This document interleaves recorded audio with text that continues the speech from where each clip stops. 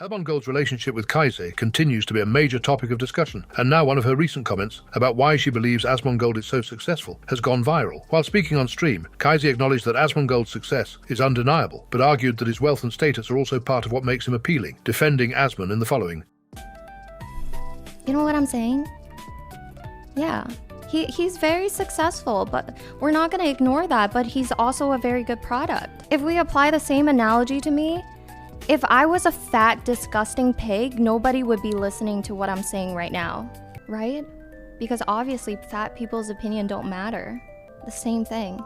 Kaise is continuing to respond to criticism surrounding her relationship with Asmongold, this time addressing accusations that she's only interested in him because of his success and wealth. Also, I honestly don't see anything wrong with it. So what? So what, right? If you like a guy that is successful, that makes him attractive, I don't see anything wrong with it. It's really just survival of the fittest, not gonna lie. You know, back in the olden days, the male that can hunt the most, they get to mate, they get to reproduce, they get to breed. This is literally biology. It's literally the same thing. I don't think there's anything wrong.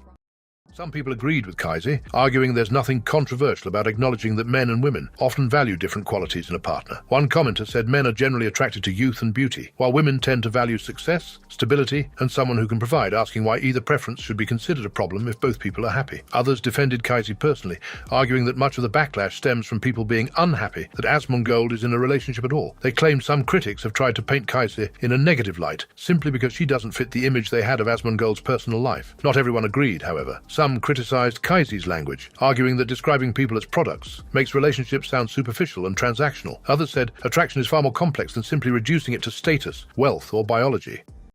Abe calls Leslie's bluff. Alright, let's go. Well, I think I can like mid-game. Korean ego. I didn't put cheese on it. Actually, maybe they might be. What do you mean Korean ego? Korean men have egos. Is this true, Abe? No. No. Leslie has No. experience. I have experience. I was engaged to a Korean man. Alright, okay. Well, don't get me started on Chinese girls then. Oh shit! Stop. Kaise Poseidon has reignited the debate over Twitch's current popularity after claiming the platform is only still relevant because of Kai's Sinat. During a recent stream, Ice argued that if Kai wasn't on Twitch, very few people would still be watching the platform. Ice Poseidon shares in the following. Dude, Twitch will kill itself. Like, okay, Twitch is lucky they have Kai. If Twitch didn't have Kai, Twitch would be on the decline. I've never met a person in real life that watches Twitch, personally. In the past 5 years, they know what it is, but in the past 3 years, I've met more people that watch Kick than Twitch. Like random people on the street, they know Kick, and they'll be like, "Yeah, I've seen like Aiden Ross and Clav." They don't even they're like, "Oh, Twitch," like they've never watched it. Twitch is like a lot of old. Okay, how do I? It's like old liberal people. Yeah, it's like they're gonna get aged out. Like Kai. They're lucky they have Kai because he brings in that young audience. But the problem is... That's true. Their legacy people are older. They're the originals. The problem, though, with the Kai audience is that they pretty much go against the values that Twitch has set for the past 10 years. Yep. And there's going to be an internal battle. And then at a certain point, those Kai, kind of streamers, they're going to be like, Twitch. They're going to leave. Because Twitch, at the end of the day, the people that work there are Ludwig viewers. That's who they're like 45-year-old green-haired women. Yeah. That are so out of touch and only care about pushing their political agendas more than making any entertaining content or Some argued that his criticism of Twitch comes largely from the fact that he's permanently banned from the platform, with one user joking that he only hates Twitch because he can't stream there anymore. Others dismissed his claims entirely, saying Twitch has remained the biggest live streaming platform for years, and questioning why viewers would suddenly abandon it for Kick. Several commenters also argued that Twitch creators still reach far larger audiences than Ice does today. Some criticism became more personal, with one user claiming Ice is frustrated because he's no longer reaching mainstream audiences, while many Twitch creators continue to attract millions of viewers. Another commenter mocked Ice's claim that nobody watches Twitch anymore. more, joking that you'd meet thousands of Twitch viewers before finding someone who even knows who Nick Lee is. The stock guy forgets to switch to his ult. But once inside, the passenger makes a startling... Okay, that's it, you're done. The stock guy, this is the internet. This is gonna be written in ink. I bet she grips like a corporate handshake. What the f is wrong with you?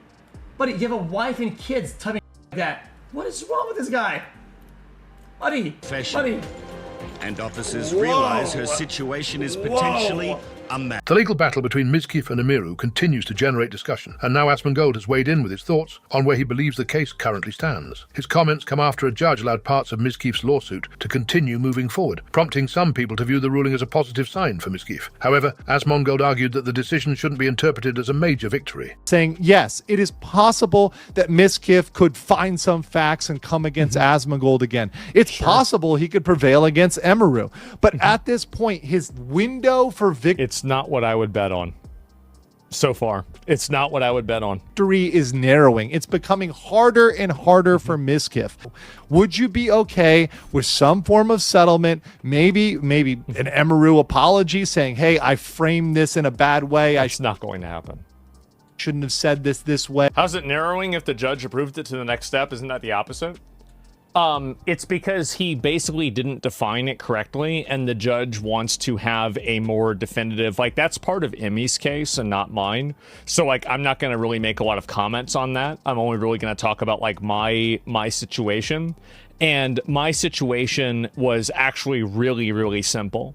And to the extent that anything else comes out, I think that it will only further entrench this problem. Like, there's a lot of things, like, right now, you know, again, out of respect for other people's privacy, there are a lot of things that are not public, but when they are made public, I think they'll be very revealing.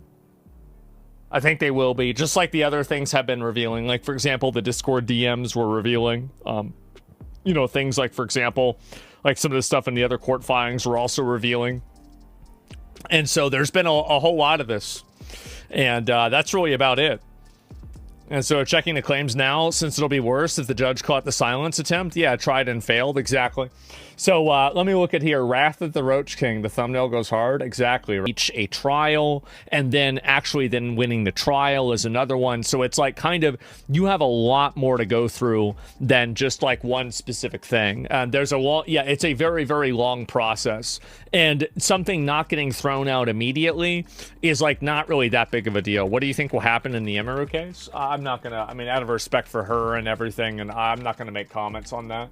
So, yeah, that's it. Asmongold's comments quickly sparked debate online, with many questioning his track record when it comes to predicting high-profile legal disputes. Some users pointed out that Asmongold had previously been confident about other creators' legal cases, arguing those predictions didn't ultimately play out as expected. Others accused him of approaching this case with a predetermined conclusion, saying he appeared more interested in supporting his friends than evaluating the lawsuit objectively. Not everyone disagreed with him, though. Some argued that regardless of who eventually wins in court, the public perception surrounding the case has already had a major impact. One commenter suggested that even if Emiru were to win legally, that alone wouldn't necessarily change how the wider streaming community views the situation, adding that public opinion can often matter just as much as the courtroom outcome. Overall, the reaction was divided, with some criticizing Asmongold's legal analysis and others agreeing that it's still far too early to draw conclusions about how the lawsuit will ultimately end. Today's generation of kids are cooked.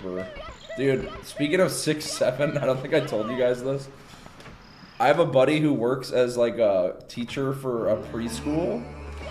So he's working with like 4- and 5-year-olds, and I was like, are they still saying 6'7"? And he's like, yeah, but they're also saying 9'11", 9'11", and I'm just like, bro, that's so cooked. Qualcomm robot collapses during a live presentation demonstrating its new AI chip. The IQ 10 RRD, ladies and gentlemen.